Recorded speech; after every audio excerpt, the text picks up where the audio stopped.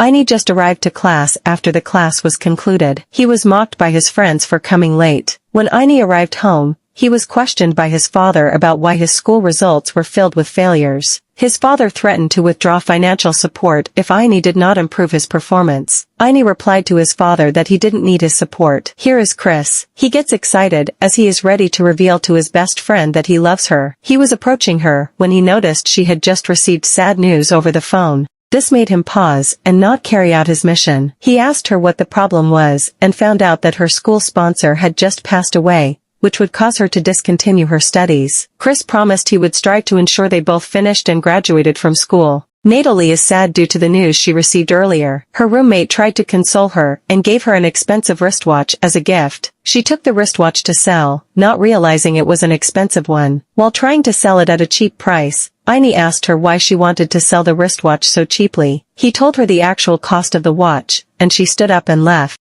Ini and his father got into an argument because his father was cheating on his mother, which caused his mother to leave the house. This family issue has led to Ini not doing well in his studies. Natalie's roommate, Kaylee, invited her to a party. She accepted and went out with Kaylee's friends. The next day, Chris didn't find Natalie in class and got worried. He tried reaching her by phone, but it wasn't connecting. He then went to check on her at her hostel. He waited at the entrance gate. Meanwhile, Natalie was at the party she had been invited to by her friend Kaylee. She met Ini once again at the party, and their conversation heated up, prompting Natally to leave the place. After the party, they all went to Ini's house, where Natally slept over until the next day. Still, Chris awaited Natally at her gate. After a while, Natally returned with the others in a car. Chris questioned where she had been all day. Her reply made Chris angry, and he left. Chris approached Ini and accused him of wanting to steal his girlfriend. He warned him to stay away from Natally. Ini went to Natally and told her what Chris had done. She pleaded on Chris's behalf, which prompted Ini to meet Chris and scold him. Chris apologized and stated that he felt insecure about her. Ini was having a conversation with his mother about how poorly he had been doing in his studies. His mother urged him to get a tutor so that he could graduate with good results.